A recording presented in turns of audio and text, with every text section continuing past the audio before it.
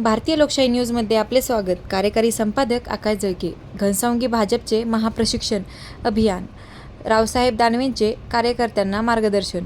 भारतीय जनता पार्टीच्या वतीने पंडित दीनदयाल उपाध्याय महाप्रशिक्षण अभियानाचा शुभारंभ माजी केंद्रीय राज्यमंत्री रावसाहेब दानवे यांच्या प्रमुख उपस्थितीत मच्छिंद्रनाथ चिंचोली येथे उत्साहात झाला.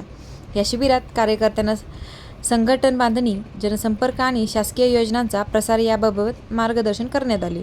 रेखाताई कुलकर्णी, सतीश घाटगे यांच्यासह अनेक पदाधिकारी उपस्थित होते. दानवे यांनी अंत्योदय विचार मांडत कार्यकर्त्यांनी जनतेच्या सेवेसाठी कार्य करावे असे आवाहन केले.